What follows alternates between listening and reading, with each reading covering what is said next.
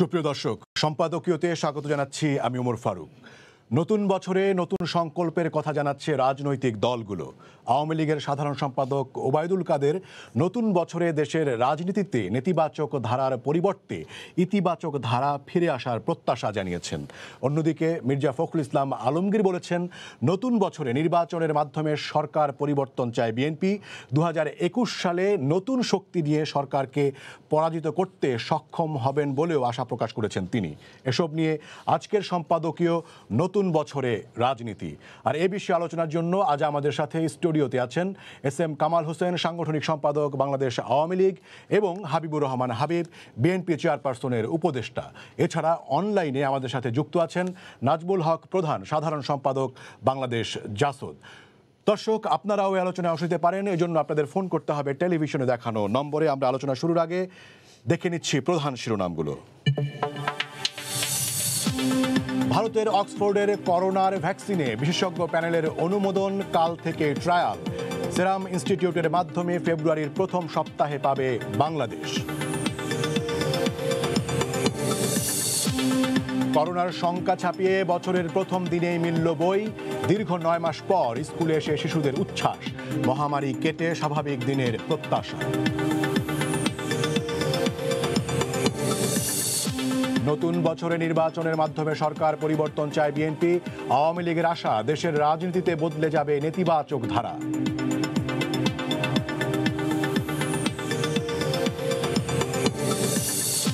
জাপানের ওবে বন্দর থেকে মোংলা হয়ে দিয়াবাড়িতে ভিড়বে মেট্রো রেল।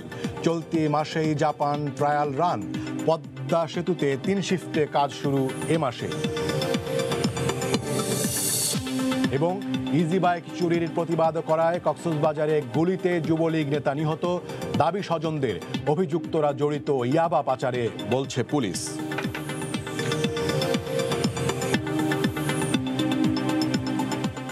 আপনাদের তিনজনকে স্বাগত জানাতে চাই আজকের এই আলোচনায়। আমি প্রথমেই এস.এম. কামাল হোসেন, আপনাকে দিয়েই শুরু করি। যেটি হচ্ছে, বিএনপি যেটি বলছে, তারা দীর্ঘদিন ধরেই বলছে যে দেশে গণতন্ত্র নেই এবং তারা নতুন বছরে তারা আশা করছেন যে তারা গণতন্ত্র ফিরিয়ে আনতে পারবেন তাদের ভাষায়।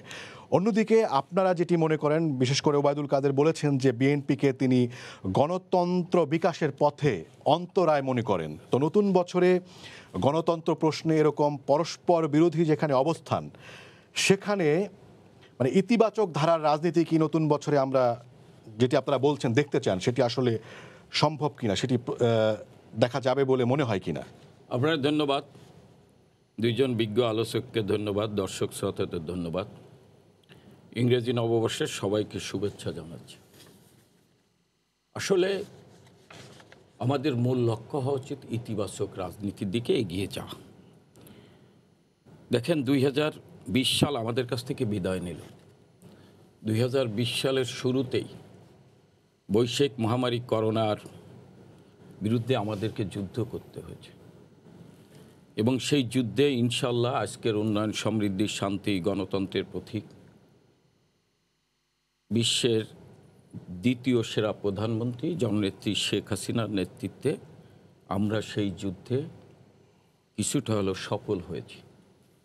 আজও করোনা মহামারী দেশে বিদ্যমান, কিন্তু তখন অনেকেই মনে করেছিল যে বাংলাদেশের অর্থনীতি ভেঙে পড়বে, বাংলাদেশের অনেক লোক না খেয়ে মারা যাবে। কিন্তু জননেত্রী শেখ হাসিনার সাহসিকতা, তার সঠিক সময় সঠিক সিদ্ধান্ত, তার দূরদর্শী নেতৃত্ব, তার দেশপ্রেম এবং দিনরাত পরিশ্রম করে অর্থনৈতিকভাবেও উনি দেশটাকে আজকে এগিয়ে নিয়ে গেছে। 2020 সালের সর্বশ্রেষ্ঠ পুরস্কার হচ্ছে জননেত্রী শেখ হাসিনার, জাতির জন্য যে উনি যেটা ভাবেন জনগণের জন্য সেটা করেন, কারো কাছে মাথা নত করেন না। যার ফলে বছরের শেষ প্রান্তে দাঁড়িয়ে বাংলাদেশের জনগণ আজকের প্রধানমন্ত্রীকে উদ্দেশ্য করে বলেছিল, সাবাস শেখের বিটি। বাপ যেমন কারো কাছে মাথা নত করেনি, শেখের বিটিও কারো কাছে মাথা নত না করে আজকে বাঙালির স্বপ্ন, আজকে বাংলাদেশটাকে একটি জায়গায় দাঁড় করিয়েছেন।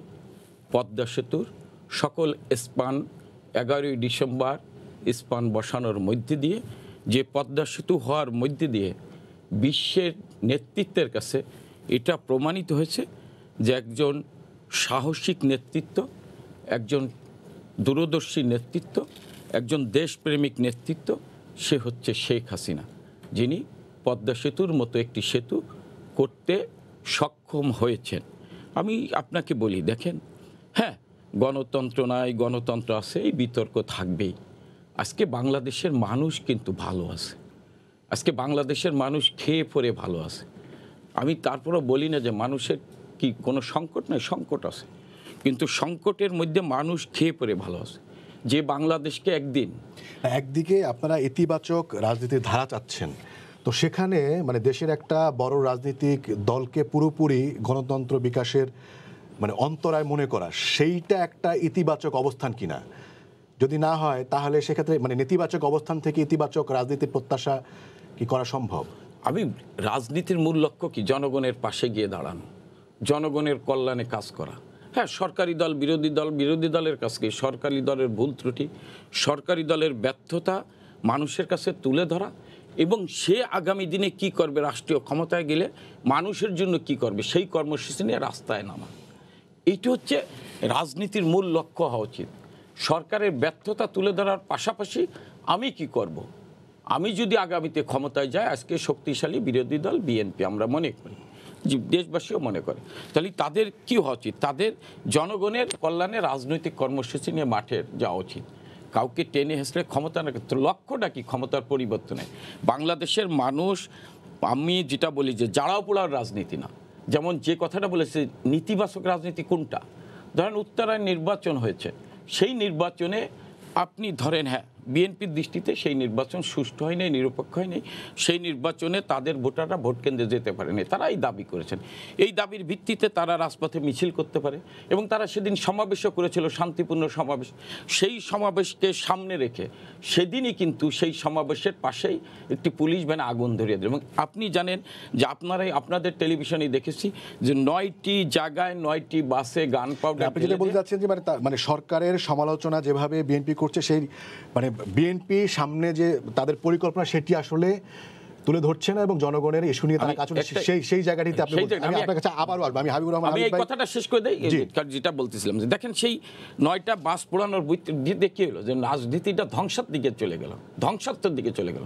বিএনপি সমাবেশ করছিল, পরের দিন আবার সমাবেশ দিত, বিক্ষোভ দিত, মানববন্ধন করত, এইটা করতো, কিন্তু বাসে পেট্রোল বোমা ঢেলে যদি একজন লোক মারা যেত, অতীতেই গিয়েছে। আমরা এইটাকে বলি নেতিবাচক রাজনীতি, কিন্তু সমাবেশ করে এটি নেতিবাচক রাজনীতি না, সমাবেশ করতে। হাবিব ভাই, আমি আপনার কাছে যেটি জানতে চাই সেটি হচ্ছে যে বিএনপি মনে করছে যে, যেটি মির্জা ফখরুল আলমগীর বলেছেন যে 2021 সালে নতুন শক্তি নিয়ে সরকারকে পরাজিত করতে সক্ষম হবেন। আমার প্রশ্ন হচ্ছে মানে এই নতুন শক্তিটা আসলে কি, সেটা একটা বিষয়। আরেকটা হচ্ছে যে মানে সরকারের সমালোচনার পাশাপাশি বিএনপি বিকল্প হিসেবে জনগণের সামনে নিজেকে উপস্থাপন করতে পারেনি, যেটি কামাল ভাই বলেন। সেটি সম্প্রতি আপনাদের আরেকজন কেন্দ্রীয় নেতা মেজর অবসরপ্রাপ্ত হাফিজ সাহেব তিনিও বলেছেন যে বিএনপি আসলে নিজেকে সরকারের সমালোচনা করছে, অনেক অসঙ্গতি সেগুলো তুলে ধরছে, কিন্তু বিএনপির বিকল্প হিসেবে নিজেদেরকে আসলে তুলে ধরতে পারেননি। এই দুইটা বিষয় যদি আপনি বলেন। দুইটা বিষয়ের একটা বিষয় বলার আগে আজকে নববর্ষের শুভেচ্ছা জানাচ্ছি সম্মানিত দর্শক শ্রোতা, দেশে দেশে বাইরে যারা দেখছেন তাদেরকে এবং তাদেরকে সশস্ত্র সালাম, বিজ্ঞ আলোচক বৃন্দকে নববর্ষের শুভেচ্ছা। আমি আসলে জিনিসটা প্রথম হাফিজ ভাইয়ের কথাটাই বলতে চাই। মেজর হাফিজ কিন্তু 6 বার এমপি ছিল, স্বতন্ত্র এমপি হয়েছে, বিএনপি থেকেও হয়েছে, মন্ত্রীও ছিলেন। তো মেজর হাফিজ ভাইয়ের নিজের মুখে শোনা আমার কথা, প্রেস ক্লাব একটা প্রোগ্রাম প্রধান ছিলেন, আমি বিশেষ ছিলাম। উনি নিজে বলেছেন যে আমি ঢাকা থেকে ভোলা আমি যেতে পারিনি, আমার লঞ্চের ভিতরে আমাকে আক্রমণ করা হয়েছিল। তারপর যখন সে ভোলা লঞ্চ ঘাটে নামলো, ওখানে তাকে ঘেরাও দিয়ে রাখা হয়েছিল, হাজার হাজার লোক তাকে রিসিভ করতে এসেছিল। ওখান থেকে পুলিশ প্রশাসন নিয়ে গিয়ে তাকে বাড়ির ভিতরে আটকে রেখেছিল। শেষ দিন পর্যন্ত 30 তারিখ পর্যন্ত উনি বাড়ি থেকে বেরোতে পারেন নাই। তাহলে এখন এই প্রশ্নের উত্তরটা কে দিবে? এই দায় কার? এই দায় কি তারেক রহমানের? এই দায় কি মেজর হাফিজের? না, এই দায় সরকার তাকে নামতে। যে লোক 6 বার এমপি, তার বাবা 3 বার এমপি ছিল, সে লোক ঘর থেকে বের হতে পারবে, এটা হয় কোনো দিন? ওই জায়গায় চলে গিয়েছে দেশ। আর মির্জা ফখরুল আলমগীর যে কথাটা বলেছেন আসলে একটা আবার মানে সমালোচনার একটা আপনি ইলাবোরেটই করলেন। সেই জায়গায় যেটি বলা হচ্ছে যে বিএনপি আসলে সরকারের অনেক সমালোচনা করছে, কিন্তু বিকল্প হিসেবে জনগণের সামনে কি উপস্থাপন করতে পারছে? বিকল্প কর্মসূচি, বিকল্প সেটা তো উনি বলার বলেছেন, কিন্তু উনি বেরোতে পারলেন না কেন? এর মধ্যে দিয়ে বোঝা যায় বিকল্প আসতে পরে আপনাকে বাঁচবেন, যান বাঁচাবেন, তারপর তো আপনি আরেকজনের কথা বলবেন বা আপনি নিজে কেমন আছেন বলবেন। ওনার অবস্থা গেল। আর আজকে মির্জা ফখরুল আলম বলেছে, আজকে জানেন বাংলাদেশ জাতীয়তাবাদী ছাত্র দলের আজকে প্রতিষ্ঠা বার্ষিকী ছিল। এই অবস্থায় করোনাকালের সময় বলেন, এই যে দুর্যোগ বলেন, মামলা মোকদ্দমা বলেন, তারপরে কিন্তু সারা বাংলাদেশে হাজার হাজার ছেলেরা কিন্তু নেমেছে আজকে তারা। এবং আমাদের ভারপ্রাপ্ত চেয়ারম্যান জনাব তারেক রহমান অনেক কয়েক ঘন্টা ধরে সারা বাংলাদেশে যত জেলাগুলি আছে সবার সঙ্গে উনি কথা বলেছেন, এবং বিএনপির মহাসচিবও কথা বলেছেন। কথা বলার মধ্য দিয়ে ছাত্রদের ভিতরে বা ছাত্রদলের ছেলেদের ভিতরে প্রেরণা জেগেছে। তাতে করে উনি বলতেই পারেন যে এই শক্তির উপর ভর করে আমরা আগামী দিনে একটা ভালো দেশে একটা পজিটিভ রাজনীতিতে আমরা এগিয়ে যাব। এটা তো খুব স্বাভাবিক। আজকে আসলে আমারও ভালো লাগছে, আমার এলাকাতেও হয়েছে, পাবনাতেও হয়েছে, ঈশ্বরদীতে হয়েছে। নতুন শক্তি বলতে আপনারা কি সাংগঠনিক শক্তি? সাংগঠনিক শক্তি তো আমাদের অন্য কোনো শক্তি নাই, সাংগঠনিক শক্তির বাইরে তো আমাদের কোনো শক্তি নেই। এর পাশাপাশি উনি বলেছেন যে ব্যর্থতাও মানে ব্যর্থতা থেকে বেরিয়ে আসতে হবে। সেই ব্যর্থতাগুলো আসলে কি, সেগুলো চিহ্নিত করেছেন? ব্যর্থ ব্যাপারে আমি বলি, আমার ভাই কামাল যে কথাটি বলেছেন ওনার মতো করে উনি বলবেন, এটা স্বাভাবিক। আমি আপনাকে একটা তিনটা সুনির্দিষ্ট কথা বলতে চাই। যে এই বাংলাদেশে আমি একমাত্র ব্যক্তি যে 2 বছরের ভিতরে 4টে নির্বাচন আমাকে ফেস করতে হয়েছে। একটা নিজে করেছি, 18 সালে মার্কে হাসপাতালে থাকলাম, আবার এমপি মারা গেলে আবার 22 সেপ্টেম্বর করলাম, আবার উপজেলা চেয়ারম্যান ছেড়ে দিয়ে নির্বাচন করার কারণে আবার উপজেলা নির্বাচন 10 তারিখে করালাম, আবার আগামী 16 তারিখে ঈশ্বরদী পৌরসভা নির্বাচন। আপনারা হয়তো পত্রিকা দেখেছেন, আপনার মিডিয়া তো এসছে। প্রথম দিনেই আমার রফিকুল ইসলাম নয়ন তার 2টা মাইক ভেঙে দিয়ে মাইক কেড়ে নিয়ে যাওয়া হলো, এবং 2 জনকে মারা হলো, সনি এবং শরীফ, 2 জনকে মারা হলো। তার হাসপাতালে, একজন হাসপাতালে আছেন। গতকাল তার ওয়াইফ তার বোন টোন নিয়ে ছেলেরা নিয়ে গেছে ভোট চাইতে, মানে লিফলেট কেড়ে নিয়ে একটা ছেলেকে ওখানে মারা হয়েছে। তারপর রাতের বেলা, আমাকে ছবি আছে দেখি আর সময় নষ্ট যায় না, রাতের বেলায় গিয়ে তার বাড়িতে আবার আক্রমণ করেছে। তারপর সেখানে পুলিশ গিয়ে তারপর অবস্থান নিয়েছে। এই গেল ঈশ্বরদীর ব্যাপার। সাথিয়া পৌরসভার নির্বাচন আছে আজকে।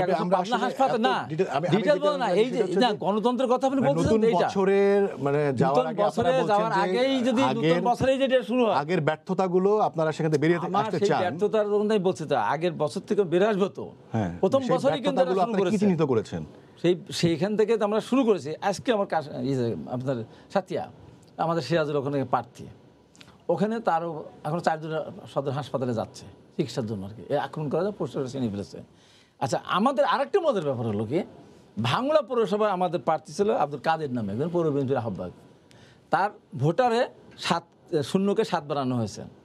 দলের কাছে নমিনেশন চালে তখনও তার ভোটারের সিরিয়াল নাম্বার, ভোটার লিস্ট ঠিক আছে, আইডেন্টি ঠিক আছে, ওই জায়গায় 0কে 7 বানায় দিয়ে বলে আপনার ভোটারই না, বাতিল করা হলো। কালকে যখন সে গিয়েছে, আমি একদম সরাসরি বলতেছি হাবিব ভাই, মানে 2018 সালের নির্বাচন আপনি বলবেন, শুনতে চান না? না, যে কথাটা আপনারা জানেন না, জানা উচিত। একই না তো মানে নতুন 2018 সালের পর থেকে নির্বাচন নিয়ে আপনারা বলে আসছেন। আমি 4টা নির্বাচন করলাম তো। আপনারা টক শোতে যারা আসে, একটা লোককে 4টা নির্বাচন করে কেউ লোক আসে, নতুন কি আপনারা নিয়ে আসছেন সেটাই আমি জানতে চাচ্ছি না। আমি তো বললাম না 4টি নির্বাচন আমাকে ফেস করতে। আর এই টক শোতে যারা আসে সবাই মিলেও অনেকে আছে, একটাও করে নাই। আমার 4টা নির্বাচন ফেস করতে হয়েছে। আমার শরীরতে এখন ক্ষত আছে, এবং সেখানে ডিসি সাহেব তো পাবনা আছে। আমার এই কাদের সাহেব যখন ডিসি রুমে যাচ্ছে, যে সে যে অ্যাপ্লিকেশন করেছিল যে আমার প্রার্থী সঠিক হয়, ওখান থেকে ডিসি সাহেব বলতে আসার দরকার নাই, আগামীবারের জন্য প্রস্তুত। আমি একদম সরাসরি বলতেছি, আগামী দিনের জন্য প্রস্তুত হন, এবার আসার দরকার নাই। শুনলেনই না, দেখলেনই না। এই যদি অবস্থা হয়, তাহলে কোন গণতন্ত্র আমি প্রতিষ্ঠা করতে চাচ্ছি? এবং আমার ভাই কামাল হোসেন যে কথাটা বললেন, হ্যাঁ, এখানে 11টা গাড়ি পোড়ার কথা হলো। সেই গাড়ি পোড়ানোর ব্যাপারে এসএম জাহাঙ্গীর ওখানে আমি নির্বাচন ছিলাম। নির্বাচন আগে আওয়ামী লীগের অফিস পুড়িয়ে দেওয়া 235 জন নামে সমস্ত এলাকার নেতাকর্মীদের, 7 থানা নেতাকর্মীদের মামলা দেওয়া হয়েছে। একজন দর্শক অপেক্ষা করছেন, দর্শকের প্রশ্ন নিয়ে আসি। দর্শক, আপনার পরিচয় দিয়ে প্রশ্ন করুন। আমি হেলাল বলছিলাম বাগেরহাট মোড়ালগঞ্জ থেকে। আমি কথা বলতে চেয়েছিলাম, একটু জোরে বলতে হবে অথবা ভলিউমটা একটু বাড়িয়ে দেন। জি, হ্যালো। জি, আমরা শুনতে পাচ্ছি। আমি হেলাল বলছিলাম বাগেরহাট মোড়ালগঞ্জ থেকে। জি, আমার প্রশ্ন, আমি একটু কথা বলতে চাই আমার শ্রদ্ধাভাজন বড় ভাই, আমার প্রাণপ্রিয় মানব নেতা মোহাম্মদ এস এম কামাল ভাইয়ের সাথে। জি, উনি শুনতে পাচ্ছেন? কামাল ভাই কি শুনতে পাচ্ছেন? উনি শুনতে পাচ্ছেন, আপনি বলুন। হ্যাঁ, কামাল ভাই, আমার প্রশ্নটা হচ্ছে, বাংলাদেশের প্রধানমন্ত্রী জননেত্রী শেখ হাসিনা এবং দলীয় শীর্ষ নেতারা তারা সর্বক্ষণ বলে যে ত্যাগী নেতা কর্মীদের মূল্যায়ন করতে হবে। আসলে বর্তমানে আমাদের উপজেলা বলেন বা এলাকার যারা বর্তমানে রাজনীতির নেতা আছেন, যারা আওয়ামী লীগের চালায়, এটা মাঠ পর্যায়ে তারা আসলে ত্যাগী নেতা কর্মীদের তো আসলে ওইভাবে কোনো মূল্যায়নই করে না। আমি প্রশ্নটা করতে চাই কামাল ভাই, আপনি তো দলের সাংগঠনিক সম্পাদক, এই ব্যাপারটা আপনি যদি আরো একটু মানে কঠোর হতেন বা একটু মানে আরো কঠোর হবেন কিনা সেটাই তো। জি, আপনার প্রশ্ন আমরা বুঝতে পেরেছি, আপনাকে ধন্যবাদ। আমি কামাল ভাই নিশ্চয়ই পরে বলবেন। আমি নাজমুল হক প্রধান আপনার কাছে আসতে চাই, সেটি হচ্ছে যে নতুন বছরে নাজমুল ভাই, আপনি রাজনীতিকে আসলে কেমন দেখেন, যে আসলেই কি কোনো গুণগত পরিবর্তন আসবে কিনা নতুন বছরের রাজনীতিতে? আসলে এই করোনা প্যান্ডেমিক কালে গত বছরটা গেছে আসলে খুব উদ্বিগ্নতায়, বিষণ্ণতায়, তাই না? কিন্তু এবার এই যে ভালো সুখবর আসছে যে করোনার ভ্যাকসিন আবিষ্কার হয়ে গেছে, আমরাও পেয়ে যাবো ফেব্রুয়ারি মাস নাগাদ। ভারতের সেটাকে অ্যালাউ করেছে। আমি এই কারণে একটা সুখের সংবাদ মনে করছি দেশবাসীকে। ভাবছি যে আমরা আসলে এই বছরটা ভালো থাকবো। রাজনীতিতেও একটা কাদের সাহেব একটা আশাবাদ ব্যক্ত করেছেন বোধহয়, যেটা শুনলাম আর কি, যে বিএনপি একটা পজিটিভ রাজনীতি করুক। আমি একটা কথা বলতে চাই বিএনপি প্রসঙ্গে। আমরা জানি গ্রামগঞ্জে যারা থাকি, স্বর্ণলতা একটা গাছের উপরে ভর করে স্বর্ণলতা হয়, সুন্দর দেখতে, কিন্তু ওর নিজের কোনো জীবন নাই, ওই পরজীবী। ওই গাছের রস খেয়ে বা পাতা খেয়ে সে সুন্দর অডিওটা একটু বাড়ানো যায়? খেয়ে ফেলে, গেয়ে ফেলে। একটু জোরে বলেন আমার অডিওটা, জি জি আমার অডিওটা একটু জোরে বলতে হবে। জি জি, একটু জোরে বলেন। আমি গ্রামে স্বর্ণলতা একটা গাছ আছে আর কি, গাছ সেটা পরজীবী, অন্য গাছের উপর সেই স্বর্ণলতা নিজেকে বিকশিত করে সুন্দর করে ফোটায়, কিন্তু আসলে তার নিজের কোনো জীবন নাই। অন্য গাছের থেকে সে তার খাদ্য রস সংগ্রহ করে।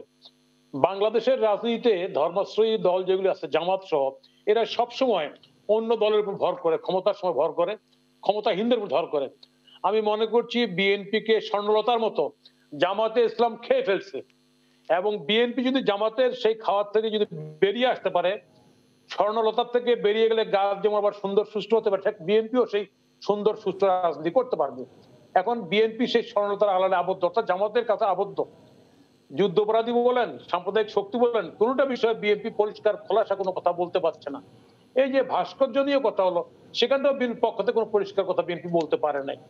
আমি গণতন্ত্রের প্রশ্নে যারা গণতন্ত্রের চর্চা করতে চায়, তাদেরকে পরিষ্কার সাম্প্রদায়িক শক্তির সঙ্গে সম্পর্কটা কি এটা নির্ধারণ করতে হবে, এটা বলতে হবে। সাম্প্রদায়িক শক্তির সঙ্গে গাছতলা বাঁধবো, পতাকা দিব, একই সঙ্গে হুয়া করব, আর গণতন্ত্রের কথা বলবো, এটা মানায় না। গণতান্ত্রিক শক্তিকে অবশ্যই সাম্প্রদায়িক শক্তির সঙ্গে সম্পর্ক ছিন্ন করতে হবে। বিএনপি এই ক্ষেত্রে শুরু থেকেই গরিমসিনার অনেক লুকোচুরি খেলা খেলছে দেশবাসীর সঙ্গে, যার কারণে বিএনপি জনগণের পক্ষের কোন দাবি, যেটা কামাল সাহেব বলল, জনগণের পক্ষের কোন দাবি নিয়ে জনগণের সামনে বা জনগণকে সঙ্গে নিয়ে সামনে আসতে পারছে না। দেশে অসংখ্য সমস্যা আছে। দেশে আসলে সত্যিকার অর্থে বর্তমান প্রধানমন্ত্রী বঙ্গবন্ধু শেখ হাসিনা অনেক কিছু করছে, তো সন্দেহ নাই, কিন্তু আবার অনেক কিছু উনার চোখের আড়াল দিয়ে চলে যাচ্ছে। আজকে দুর্নীতির কূটনীতি বলেন, আজকে বেগম পাড়ার কথা পত্রিকায় আসতেছে, আজকে মালয়েশিয়ার কথা, বেগম পাড়ার কথা। আজকে যে কয়েকদিন আগে দেখলাম পত্রিকায়, এই যে লা মেরিডিয়ানের এটা অর্থমন্ত্রীর চিঠি দিয়ে উনি, তাই না, কিভাবে সরকারি ব্যাংকগুলি থেকে প্রায় 2,000 কোটি টাকা নিয়ে চলে গেছে। তাহলে এই দুর্নীতি, যেগুলি বড় বড় দুর্নীতি ছিল, চোখ যাচ্ছে না। সরকার যদি এই ক্ষেত্রে সরকারের চোখ যদি এই দুর্নীতির ক্ষেত্রে নিবদ্ধ হতে পারতো, আমার ধারণা এই বছর বর্তমান প্রধানমন্ত্রীর নেতৃত্বে যা উন্নয়ন যা হয়েছে, এবং যদি স্বচ্ছতা নিশ্চিত করতে পারতো, আমার বিশ্বাস বাংলাদেশটা বিশ্বের দরবারে আরো মুখ উজ্জ্বল দাঁড়াতে পারতো। সন্দেহ নাই বর্তমান প্রধানমন্ত্রী যথেষ্ট পরিশ্রম করছেন, যথেষ্ট দিক খেয়াল রাখছেন। আমরা জানি এই যে প্যান্ডেমিক করোনা, এটা গোটা বিশ্বের অর্থনীতিকে স্লথ করে দিচ্ছে, গতিটাকে ধীর গতি সম্পন্ন করে দিয়েছে, অর্থনৈতিক কর্মকাণ্ডে কোনো প্রাণ চঞ্চল নেই। তারপরে এটা তো সত্য, আমরা এই 1 বছর আমাদের দেশে আমাদের কোনো লোক আসলে না খেয়ে, বা আমাদের কোনো দেশের লোক না খেয়ে মারা যায়নি, এটা সত্য, এটা সত্য। মানুষের ঘরে খাবার আছে এবং মানুষ কাজ করতে চায়। আমি বর্তমান প্রধানমন্ত্রীর কাছে আহ্বান করব, এই প্যান্ডেমিক করোনাকে মোকাবেলা করার মধ্য দিয়ে আমরা বাংলাদেশে সামনের এই বছরে গণতান্ত্রিক প্রতিষ্ঠান যেগুলি আছে সামগ্রিক সমস্ত জায়গায়, যেমন আমি গতকালকে খেয়াল করলাম প্রেস ক্লাব নির্বাচন হয়েছে সুন্দরভাবে, কোনো কথা হয়নি। অনেক জায়গায় অনেক রকম কথা হচ্ছে নির্বাচন নিয়ে, লোকাল গভর্নমেন্ট নির্বাচন নিয়ে, বিভিন্ন নির্বাচন নিয়ে। আমি চাই বা আমি আশা করি যে সামনের যে নির্বাচনগুলি হবে নতুন বছরে, লোকাল গভর্নমেন্ট নির্বাচন আছে, সেই নির্বাচন আমরা বলি দলীয় মার্কাবিহীন হোক, এবং সেই নির্বাচন লোকাল গভর্নমেন্টে সমস্ত লোক, সমস্ত দল, সমস্ত গোষ্ঠী অংশগ্রহণ করুক, এবং এটা প্রাণবন্ত নির্বাচন হোক লোকাল স্থানীয় সরকারে। তাহলেই নতুন বছরে ইতিবাচক রাজনীতির জায়গায় বিরোধী দলও আসতে পারে, সরকারকেও এটা এই বিষয়টা এগিয়ে আসতে হবে, আমি এটাই মনে করি। জি, রাজু প্রধান, আপনাকে ধন্যবাদ। কামাল ভাই, আপনার কাছে আসতে চাই, সেটি হচ্ছে যে একজন প্রশ্ন করেছিলেন যে ত্যাগী নেতাকর্মীদের মূল্যায়ন হচ্ছে না, সেটি সাংগঠনিক সম্পাদক হিসেবে আপনি নতুন বছরে কিভাবে দেখবেন? আরেকটা হচ্ছে যে অনেক বিষয়ই চোখের আড়ালে থেকে যাচ্ছে, এবং নতুন বছরে আসলে নির্বাচনগুলো প্রাণবন্ত হবে কিনা আমরা দেখেছি যে নির্বাচন যেটিকে আমরা একসময় উৎসব মুখর বলতাম, সেটির কি হাল হয়েছে সেটা আমরা দেখেছি। আপনারা ভালো কথাই বলেছেন। প্রথম হচ্ছে যে প্রধান ভাই যে কথা বলছেন আমি তার সাথে একমত। জননেত্রী শেখ হাসিনা যেভাবে দেশটাকে এগিয়ে নিয়ে যাচ্ছেন, যেভাবে উন্নয়নের মহাযজ্ঞ শুরু করেছেন এবং আন্তর্জাতিক মহল যেভাবে তার প্রশংসা করছেন, সেই ক্ষেত্রে এই দুর্নীতির ফাঁকফোকর যদি বন্ধ হতো তাহলে বাংলাদেশ আরও আগে বিশ্বের 1 নম্বর উন্নয়নশীল দেশ হিসেবে রূপান্তরিত হতো। দুর্নীতি হচ্ছে, এটা ধরেন আমি অস্বীকার করি না, এবং এটি মাননীয় প্রধানমন্ত্রী অস্বীকার করেন না। উনি দুর্নীতির বিরুদ্ধে চেষ্টা করছেন। এটি ধরেন আপনাদের এই টেলিভিশনে আমি একদিন টকশোতে এসেছিলাম, সেদিনকে আপনি মনে হয় অথবা ছিল যে বলেছিলেন যে আইআরআই নামে একটা সংস্থা বলেছেন যে 86% লোক মনে করে যে মাননীয় প্রধানমন্ত্রী আন্তরিক এবং এখানে যারা আছে আমরা তিনজনই স্বীকার করবো যে মাননীয় প্রধানমন্ত্রী আন্তরিক, কিন্তু তার ফাঁকফোকরও যে দুর্নীতি হচ্ছে না হচ্ছে। কিন্তু আজকে ধরেন আপনি যেটা বলছেন যে আজকে আমি যদি বলতে চাই যে এক সময় এই যারা আমাদের স্বাধীনতার যুদ্ধে বিরোধিতা করেছিল, সে আমেরিকা, তারা বলেছিল যে বাংলাদেশ কোনো দিন আপনার অবজ্ঞা করে বলেছে পৃথিবীর সকল দেশের উন্নতি হতে পারে কিন্তু বাংলাদেশ কোনো দিন হবে না। কিন্তু আজকে এই বাংলাদেশের এই অর্জন এবং উন্নতির কথা তো আমরা জানি, কিন্তু যেগুলো চোখের আড়াল থেকে যাচ্ছে সেগুলো নতুন বছরে আমরা মনে করি মানে অ্যাড্রেস করার জন্য কি পরিকল্পনা? আমরা মনে করি যে মাননীয় প্রধানমন্ত্রী উনি সব ব্যাপারে জিরো টলারেন্স, উনি যেমন দেশটাকে এগিয়ে নিয়ে যাচ্ছেন, উনি এই দেশটাকে আমার বিশ্বাস যে দুর্নীতি শতভাগকে বন্ধ, কিন্তু দুর্নীতি বন্ধ করার ক্ষেত্রে উনি সফল হবেন, কারণ উনি সব দিক দিয়েই সফল হয়েছেন। আজকে বাংলাদেশ স্যাটেলাইটের যুগে প্রবেশ করছেন, আজকে বাংলাদেশ পারমাণবিক বিশ্বে প্রবেশ করেছেন, আজকে বাংলাদেশ সাবমেরিন ক্যাবেলে প্রবেশ করেছেন, আজকে বিশ্ব নেতৃত্ব আজকে প্রশংসা করছেন যে বাংলাদেশ এগিয়ে যাচ্ছে। ওয়ার্ল্ড ব্যাংকের সভাপতি প্রেসিডেন্ট প্রশংসা করছেন, জাতিসংঘের মহাসচিব প্রশংসা করছেন, ইভেন কি আমেরিকার সাবেক রাষ্ট্র প্রেসিডেন্ট বারাক ওবামা তার নিজ দেশে গিয়ে বলেছেন যে বাংলাদেশের প্রধানমন্ত্রীকে অনুকরণ করা উচিত কীভাবে একটা দেশটাকে এগিয়ে নিয়ে যায়।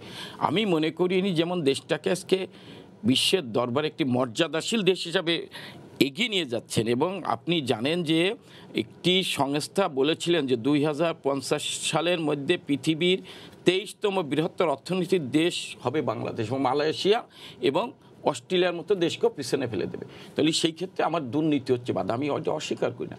আমার মনে হয় আগামী দিনে প্রধানমন্ত্রী এই দুর্নীতি বন্ধের ক্ষেত্রে উনি যে জিরো টলারেন্স ঘোষণা করেছেন এবং এইটাও উনি শক্ত হাতে বন্ধ করবেন, কারণ বাংলাদেশে দুর্নীতি তো একদিনের ব্যাপার না, যে অব্যবস্থা ছিল। দর্শকের প্রশ্নের উত্তর যদি দেন। আর দর্শক যেটা বলছেন বাংলাদেশ আওয়ামী লীগ, আমরা মনে করি যে ত্যাগী নেতাদের আমরা মূল্যায়ন করবো। হ্যাঁ, আমরা 12 বছর রাষ্ট্রীয় ক্ষমতায় থাকার কারণে অনেক সুবিধাবাদীরা আমাদের ভিতরে ঢুকেছেন।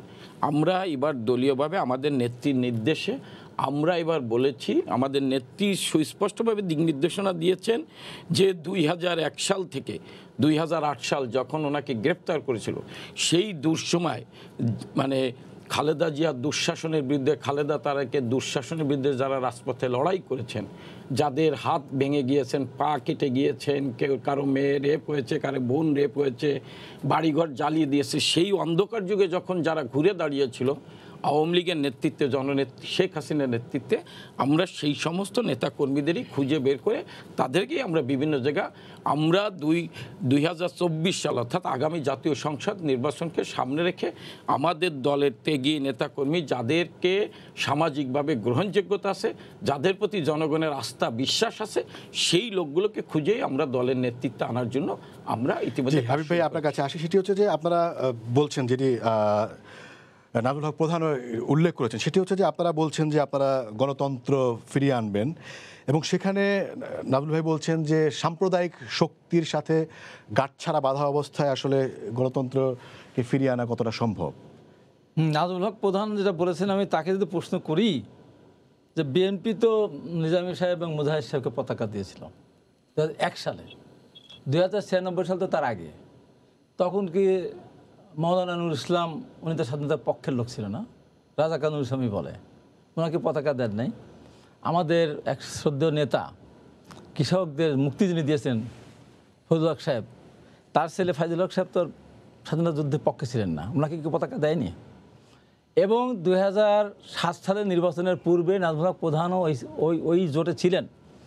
জেনারেল এরশাদের জাতীয় পার্টি, ক্ষমতা অবৈধভাবে দখলকারী, বি চৌধুরী, কর্নেল অরিরা সহ, এবং ব্লাসফেমি আইন যারা বাস্তবায়ন করতে চায় সেই সময় অনেকগুলি ইসলামিক দলগুলিকে নিয়ে, যারা স্বাধীনতার পক্ষে ছিলেন অনেকেই, তাদেরকে কি জোট গঠন করে নাই, তাদেরকে নিমন্ত্রণ দেয়নি, দিয়েছিল। 2007 সালের 22 জানুয়ারি ইলেকশনটা হলে পয়েন্টটা কি? আমার পয়েন্টটা হলো যে বিএনপি দিয়েছে, মানে সাম্প্রদায়িক শক্তির সাথে গাঁটছাড়া বাঁধলে গণতন্ত্রের কোনো সমস্যা হয় না। না, আমি তো সেটা বলি না, এটা বিএনপিকে দোষারোপ করতেছে, কিন্তু এটা যে উনি যে জোটে ছিলেন সেই জোটই তো ব্লাসফেমি আইনের যারা পক্ষের লোক, তাদের সাথে কি 2007 সালে নির্বাচনে গেছিলেন না? নমিনেশনকে দেয়নি, তাদেরকে দিয়েছিল। এখন আপনি যে কথা বলেন, নমিনেশন দেয়নি, হ্যাঁ দিয়েছিল। এখন আমি বলি, এখন আমি যে কথাটা বলতে চাচ্ছি যে বর্তমান যেটা, যেমন এখানে আপনি মনে হচ্ছেন একটা টক শোতে একটা কথা বলার কারণে, যে আজকে যে মাইনুল হক সাহেবেরা যারা এই যে কথা, আজকে কতখানি আমার দেশ পিছিয়ে গেছে এখন দেখেন। আপনি অগ্রগতির কথা বলছেন তো, কত বছর পিছিয়ে গেছে এখন দেখেন। যে আজকে স্বাধীনতার সুবর্ণ জয়ন্তী উৎসব যখন আমরা পালন করতে যাচ্ছি, 50 বছর, যখন বঙ্গবন্ধুর শতবর্ষ পালন করতেছি, চলছে সেই মুহূর্তে কোন অন্ধকার যুগে আপনি চলে গিয়েছেন। আজকে 50 বছর ধরে যেন এসব ক্ষমতা ছিল, জিয়া রহমান ক্ষমতা ছিল, বেগম খালেদা ক্ষমতা ছিল, এই সরকার ক্ষমতায়, এই 50 বছরের ভিতরে কেউ কিন্তু বলে নাই বঙ্গবন্ধুর ভাস্কর্য তুলে শীতলক্ষা ফেলে দেবো। তা কোথায় আগালাম না পিছালাম? স্বাধীনতার সুবর্ণ জয়ন্তী উৎসবের সময় এরা কি প্রগতিশীল এরা বঙ্গবন্ধুর ভাস্কর্য ফেলে চায়, জিয়া রহমান ভাস্কর্য উপরে ফেলতে চায় এত বছর পর, তার দেশটি আগালো না পিছালো? হ্যাঁ, এইবার আপনি আসেন সুশাসনের কথা যে আপনি বলেন, আপনি কোন জায়গায় যাবেন? সমস্ত জায়গায় যেখানে তাকাবেন সেখানে লুটপাট, যেখানে যাবেন সেখানে লুটপাট। ব্যাংক লুটপাট হয়ে গেছে, বেগম পড়া হচ্ছে, আপনার শেয়ার বাজার ধ্বংস হয়ে গেছে, আপনার রিজার্ভ ফান্ডে টাকা চুরি হয়ে যায়, বাংলাদেশের সোনা তামা হয়ে যায়, পাথর উড়ে যায়, কয়লা মাটির নিচে দেবে যায়, কোন জায়গায় প্রশ্নপত্র ফাঁস হয়ে যায়। এর আগে বারবার সমস্ত প্রশ্নপত্র ফাঁস হয়, কোনো নাই। বিসিএস থেকে শুরু করে মেডিকেলে ভর্তি, বিশ্ববিদ্যালয়ে ভর্তি, এমনকি ক্লাস 5-6 ভর্তির প্রশ্নপত্র ফাঁস হয়। কোন জায়গায় সুশাসনটা কোন জায়গায়? আর যে কথাটা বলছে পদ্মা সেতুর কথা বলছে, যেমন 4-5টা প্রজেক্ট, যেমন আজকে রূপপুর আমার বাড়ি, আমি বারবার কথাটা বলতে এই কারণে, ওখানে লোকজনের যে অবস্থা, এই যে 2400 মেগাওয়াট বিদ্যুৎ উৎপাদনের জন্য 1,15,000 কোটি টাকা অলরেডি তো বাজেট আছে, তারপরে আরও বাজেট বাড়ছে ক্যান্টনমেন্ট বানানোর জন্য, এবং পাকশির একটা সুন্দর শহর তুলে দেওয়া হচ্ছে। গেল এত যদি আপনার উন্নতি হবে, পদ্মা সেতু 18 সালে হওয়ার কথা ছিল না, মনে আছে আপনার?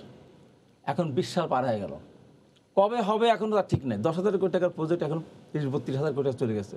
মেট্রো রেল 18 সালে হওয়ার কথা ছিল, মেট্রো রেল এখন খাম্বাগুলি দাঁড়িয়ে আছে। আপনার পারমাণবিক বিদ্যুৎ কেন্দ্র হওয়ার কথা ছিল, এখনও সামনের দিকে পড়ে, কবে হবে আমি জানি না। তো কোন প্রজেক্টটা বাস্তবায়ন হলো? অথচ এই যে বলবেন আপনার পদ্মা সেতু 6.4 কিলোমিটার, ভুবন হাজারিকা ব্রিজ কত 9.2 কিলোমিটার, তার 1100 কোটি খরচ হয়, আর আমার 3200 কোটি খরচ হয়। রাশিয়া সম্পদে একটা ব্রিজ করেছে 19 কিলোমিটারের বেশি, আপনার ট্রেন যাবে আসবে, আর এমনি হলো 4 লেন, সেখানে খরচ হয় 30,000 কোটি টাকা, 19 কিলোমিটারের বেশি। আপনার এখানে আমার এই 6.2 কিলোমিটার বানাতে গিয়ে আমার 30,000 কোটি পার হয়ে গেছে, কবেও যায় না। তারপর দেখেন আমার বাড়ি পাকশির হারিং ব্রিজ হয়েছে না, একটা রেল যায় আর একটা কিন্তু আসে। জি, একটা রেল যায় একটা আসে। হাবিব ভাই, আপনি পদ্মা সেতুতে একদমই প্রসঙ্গে থাকি, সেটি হচ্ছে যে মানে সাম্প্রদায়িক সাম্প্রদায়িক শক্তির সাথে কি আপনার সম্পর্ক? ট্রেন শুনেন না, ট্রেন এদিকে ইঞ্জিন একটা থাকবে, ওদিক থেকে ট্রেন নিয়ে যাবো। আমরা আসলে এত ডিটেলে যেতে পারবো না, আমাদের খুব বেশি সময় নেই। এখন আমাকে বলেন, আপনারা যখন বলছেন যে আপনারা হচ্ছে এই 21 সালে এসে রাজনৈতিক দলগুলোর সাথে আপনারা একটি জোট করবেন এবং সেভাবে আপনারা গণতন্ত্র ফিরিয়ে আনবেন, সেখানে সাম্প্রদায়িক শক্তিগুলোর সাথে আপনার সম্পর্ক থাকবে নাকি থাকবে না? এক বাক্যে তারপরে আমি সাম্প্রদায়িক শক্তির সাথে তো আমাদের সাম্প্রদায়িক শক্তির সাথে আমাদের নির্বাচন এখন তো আমাদের যে অবস্থা, এখন আমরা যে নির্বাচনগুলি আমাদের হচ্ছে, এই নির্বাচনের সময় কিন্তু বিএনপি একা একা কিন্তু নির্বাচন করতেছে, সমস্ত পৌরসভা সম্পর্ক থাকবে নাকি থাকবে না? আরে বাবা, তো নির্বাচন আমরা আলাদা করতেছি তো। আচ্ছা ঠিক আছে, প্রধান ভাই, যেটি হচ্ছে বলা হচ্ছে যে শুধুমাত্র বিএনপিকেই দোষারোপ করা হচ্ছে, কিন্তু সাম্প্রদায়িক শক্তিকে প্রশ্রয় দেওয়ার দোষে সবাই দুষ্ট, যেটি বলছেন হাবিব ভাই, আপনি কি বলবেন?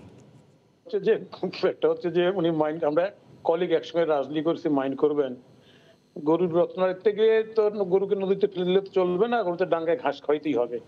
বিষয়টা হচ্ছে যে এখানটায় আমি এরকম বললে তো হবে না যে আমিও চোর আপনিও চোর, আপনিও চুরি করেন এখানে আমি চুরি করি, তাই না ভাই? আমরা করছি, যদি মনে করেন যে এটা খারাপ করতে, আপনি খারাপ কাজ কেন করতেছেন? যদি মনে করেন খারাপ কি ভালো সেটা বলেন। যদি বলেন যে ভালো কাজ করতে, অসুবিধা নেই, কোনো অসুবিধা নেই, যে আপনার ভালো ধরে নিলাম যে আপনার তাহলে গণতন্ত্রের কথাটা মুখে ভরং, এটা মুখের বাদ কি বাদ, আসলে মনের মধ্যে অন্য জিনিস। ওই যে হেলাল হাফিজের কবিতার মতো, এই যে মানুষ মুখে একটা মনে একটা খারাপ লাগে, তাই না? এইটা বলেন। আজকে গোটা বিশ্বেই আজকে যে সমস্যাটা দেখা দিয়েছে, বিশেষ করে টুইন টাওয়ারের ঘটনা, এই সাম্প্রদায়িক শক্তিকে আমেরিকা লালন পালন করছে এক সময়, তারপরে টুইন টাওয়ারের ঘটনা দিয়ে তার সম্পর্ক ছিন্ন করছে। সেই সম্পর্ক ছিন্ন করার সময় বিএনপি যেরকম নিজেকে দাবি করতে আমেরিকানপন্থী পার্টি, তারা বুঝে নাই যে আমেরিকা যেখানে সম্পর্ক ছিন্ন করছে সেখানে কেন আমরা এদেরকে আদর করতেছি। এই যে আদর করতে গিয়ে কিন্তু বিচ্ছিন্ন হয়ে গেল। আমার কথাটা হচ্ছে যে এটা বোঝার বিষয় আছে। ওনারা যদি কয় না মানুষকে মদ বেচে দুধ খায়, দুধ বেচে মদ খায়, খাক না, কোনো আপত্তি নেই, কিন্তু আমি বলছি যে গণতন্ত্র তো সংকটে পড়ে গেল। তো বাংলাদেশে আজকে যে গণতন্ত্রের সংকট, শুধু সরকারকে দায়ী করলে চলবে না তো, গণতন্ত্রের সংকটের জন্য বিরোধী দলের দায়িত্ব এখানটায়। যেই মুহূর্তে যুদ্ধবাদী সাম্প্রদায়িক শক্তির বিচার হচ্ছে, সেই মুহূর্তে বিএনপি ওই যে উনি কেমন বললেন ভুল রাজনীতি, নুরুল ইসলামও তো রাজাকার ছিল, তাই না? ওনার বিচার করতে হবে। আওয়ামী লীগ মধ্যে রাজাকার ছিল, এখন খালেদা জিয়া অসংখ্যবার বলছে আওয়ামী লীগের মধ্যে যুদ্ধবাদী বিচার করতে হবে।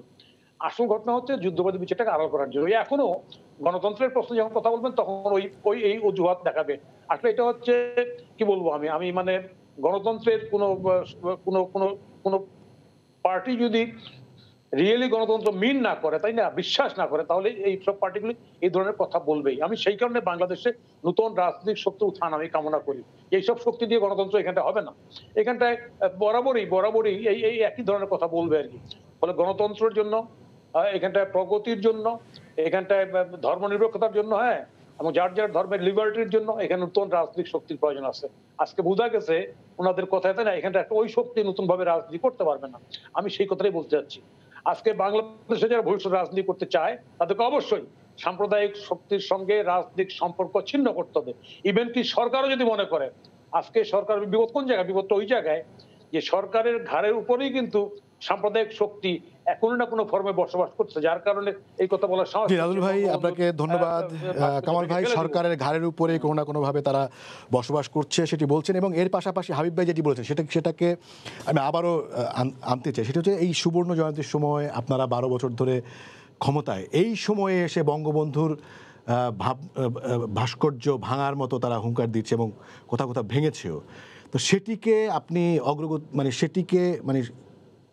অগ্রগতির জায়গাতে একটু হলেও অতৃপ্তির হয় কিনা আপনাদের, সেই জায়গাটাতে একটু ব্যর্থতা বোধ হয় কিনা যে সেই জায়গাটা আসলে করা গেল না? এই দুইটা উত্তরই আমি পরে দিচ্ছি।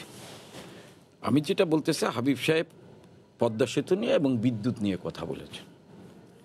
হাবিব সাহেব কিন্তু চান নেই পদ্মা সেতু হোক, ওনারা চান নেই বলেই ওনাদের পৃষ্ঠপোষক একজন নোবেল,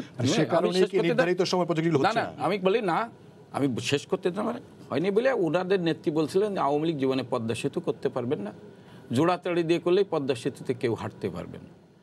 কানাডা ওয়ার্ল্ড ব্যাংক বলছিল দুর্নীতি হয়েছে, কানাডার আদালত বলেছে এটা মিথ্যে ভুয়া। তারপরে জননেত্রী শেখ হাসিনা এই পদ্মা সেতুর কাজ শুরু করেছেন। হাবিব ভাই হয়তো টেকনিশিয়ান লোক, এই কারণে বলতেছে এত তার দেরি হচ্ছে কেন, কিন্তু এখানে কি কারণে দেরি হয়েছে আপনি সাংবাদিক হিসেবে আপনি অনেকবার গিয়েছেন এখানে, আপনাদের ক্যামেরা গিয়েছেন, জানেন কি কারণে দেরি হয়েছে। কিন্তু পদ্মা সেতু হচ্ছে, বিদ্যুৎ ওনরা যখন ক্ষমতা ছাড়েন 2006 সালে, তখন 332 মেগাওয়াট বিদ্যুৎ ছিল, 3200 মেগাওয়াট বিদ্যুৎ ছিল। 21 জন কৃষককে গুলি করে হত্যা করছিলেন বিদ্যুৎ দিতে পারেন নাই বলে ওনরা। আর আজকে বাংলাদেশে 24,000 মেগাওয়াট বিদ্যুৎ উৎপাদন হয় এই আমলে কোনো কৃষক মিছিল করে না বিদ্যুৎ চাইয়া, কারো মায়ের কোল খালি হয় না।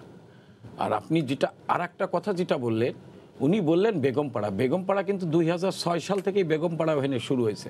আমি কিন্তু এই বেগমপাড়ার বিরুদ্ধে, এই বেগমপাড়ার তদন্ত হওয়া উচিত, কারা গিয়েছেন, মালয়েশিয়াতে কারা থাকেন, এটা তদন্ত হওয়া উচিত, কাদের আমলেতে কারা আছে, কে করবে তদন্ত? হ্যাঁ, এটা আমার মনে হয় আমি বলি সরকার তদন্ত করছেন। এবং হাইকোর্টও একটা আপনি জানেন যে হাইকোর্ট একটা দিয়েছেন, ইনস্ট্রাকশন দিয়েছেন, দিক নির্দেশনা দিয়েছেন যে কাদের সম্পত্তি আছে। 2006 সালে হিসাব করেন না কারা গেছে, আমি এই নিয়ে আলোচনা করতেছি না। উনি আর একটা কথা বলেছেন যে এখন বাজেট হচ্ছে 5,68,000 কোটি টাকা, আর উনাদের আমলে বাজেট ছিল যখন ক্ষমতা ছেড়ে 61,000 কোটি টাকা। জনকণ্ঠের নিউজ 20,000 কোটি টাকার 238টি প্রকল্পের কোনো হদিস ছিল না, এটা জনকণ্ঠের হেডলাইন হয়েছিল। সেই দলের নেতা হাবিব সাহেব যদি বলেন, আমি বলি না হাবিব সাহেবও বলবে না তাদের আমলে দুর্নীতি, সেই কথা বলবেন না, তাদের আমলে তাদের নেতা দুর্নীতির দায় অভিযোগ এটা বলবেন না।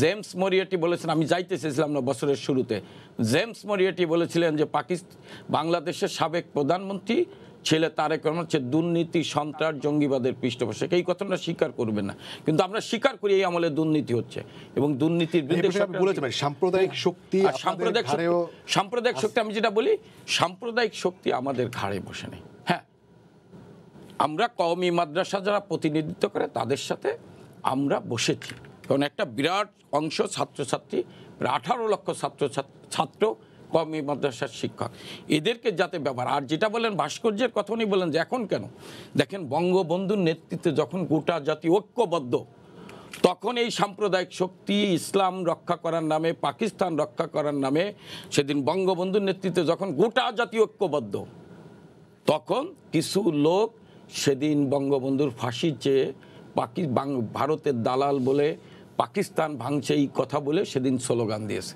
সেই শক্তিকে প্রতিষ্ঠিত করছেন কিন্তু ওনার নেতা জিয়াউর রহমান, যিনি অবৈধভাবে রাষ্ট্রীয় ক্ষমতাটা দখল করে বাংলাদেশের গণতন্ত্রের কথা, এবং বঙ্গবন্ধু এই ধর্মভিত্তিক রাজনীতি নিষিদ্ধ করেছিলেন, তাদের ভোটের অধিকারও খর্ব করেছিলেন। আর ওনার নেতা সেই ধর্মভিত্তিক রাজনীতি চালু করেছিলেন, যুদ্ধ অপরাধীদের রাজনৈতিকভাবে পুনর্বাসিত করেছিলেন। তার থেকে কিন্তু এই শক্তি আজকে যে জামাত ইসলাম একেবারে তৃণমূলে তিলে তিলে দাঁড়িয়েছেন, সামরিক শাসকদের ছত্রছায়ায়, এবং বিভিন্ন শিক্ষা প্রতিষ্ঠানে তাদের যে তাণ্ডব, আপনি অনেক প্রগতিশীল ছাত্র সংগঠনের নেতাকর্মীকে তারা হত্যা করেছেন, ম্যানুয়ালে রেখে আগে কনফার্ম হয়েছেন মারা গিয়েছেন কিনা, তারপরে ম্যানুয়াল থেকে তারা সরে এসেছেন, এবং ওনাদের পার্টনার ছাত্র শিবির ওনাদের দলের নেতাকর্মীদের উপর হামলা করেছেন। সেই শক্তিকে, এবং 2001 সাল থেকে 2006 সাল যে জঙ্গিবাদের উত্থান হয়েছিল, সেই জঙ্গিবাদকে কিন্তু আজকের প্রধানমন্ত্রী জেটিয়ে বিদায় করেছেন। আজকে বাংলাদেশে আমি আপনাদের কোনো ভুল নেই। আর 30 সেকেন্ডে শেষ করে দিচ্ছি। দেখেন সেদিনকে সমস্ত পত্রিকার হেডলাইন ছিল যে 500 বোমায় ক্ষতবিক্ষত মুক্তিযুদ্ধের বাংলাদেশ, 63টি জেলায় রক্তাক্ত, এবং বাংলাদেশ গত 12 বছর ধরে আছেন। আমি 12 বছর, কিন্তু এখন কিন্তু জঙ্গিবাদ নাই, এখন জঙ্গিবাদের সেই আস্ফালন নাই, এবং আমরা বলি যে জঙ্গিবাদ প্রায় জিরো টলারেন্স। একদমই মিনিট খানেক সময় আছে হাবিব ভাই, আপনি যদি বলেন একদম মিনিট খানেক, বেশি সময় নেওয়া যাবে না। যেটি বলা হচ্ছে যে আপনারা গণতন্ত্র বলেন কিন্তু আপনারা গণতন্ত্র আসলে মিন করেন না। আচ্ছা, আমার কথার ভিতরে কথা ঢুকায় না, আমি প্রধানবার উত্তরটা দিই। বিএনপির 91 সালে ক্ষমতা আসছিল ভোটের মাধ্যমে, 2001 সালে ভোটের মাধ্যমে ক্ষমতা আসছিল। জনগণ ভোট না দিলে তো বিএনপি ক্ষমতা আসেনি। আর যে কথাটা বলা হচ্ছে যে তারেক রহমানের বিরুদ্ধে যে কথাটা বলা হয়, তারেক রহমান সারা পৃথিবী খুঁজে তো তারেক রহমান নামে কোনো কিছু এখনো পায়নি। কতজনের কত কিছু আছে এই বাংলাদেশে, এই বাংলাদেশে কত হাজার হাজার কোটি টাকা লুটপাট করছে। আজকে আমি তো সবাইকে চিনি, সেখানে তারেক রহমান বা বিএনপি রাজনীতি শিশু। আর যে কথাটা বলছে, না রে ভাই, ওটা একটা ওরকম ঘটনা কত কিছু ঘটবে। না, আর যেটা এই যে 18 বলা টাকা হচ্ছে আসছে না। 24,000 মেগাওয়াট বিদ্যুৎ আমরা কোথায় রাখছি ভাই বলেন, কোথায় রাখছি? রাখা জায়গা আছে আমাদের? এই হাঁড়ি পাতিল রাখা যায়, ড্রামে হাবিব রাখা ভাই যায়? কি বিদ্যুৎ ছাড়া রাখা যায়? ঘুমায়? রাখা যায় না। না, আমার সন্তান 9,000-10,000 বেশি নাই। আর আপনি বলতে যাচ্ছেন যে 24,000 মানে আনবো কোথা এই থেকে? পরিসংখ্যান মিথ্যা। অবশ্যই রাখবেন কোথায় আপনি বিদ্যুৎ? মানে চাল ওরা টাল এক নাকি? মেগাওয়াট বিদ্যুৎ উৎপাদন করে এটা তো নাই, আলাদা গুলি করে কথা আছে মারছে, গেল। যে হাবিব ভাই আপনাকে আর আচ্ছা, সময় দিতে আমি পারছি না, বলি- আমাদের না, সময় শেষ কথা শেষ। যে ধন্যবাদ জঙ্গিবাদের হাবিব ফিরে ভাই, আসছে কিন্তু ধন্যবাদ বর্তমানে এস এম কামাল হোসেন, ধন্যবাদ নাজমুল হক প্রধান। দর্শক পাবলিক হাসবে। আপনাদেরও ধন্যবাদ জানিয়ে শেষ করছি আজকের সম্পাদকীয়। আগামীকাল আবারও দেখা হবে রাত 10টায়, দেখার আমন্ত্রণ রইল। শুভরাত্রি।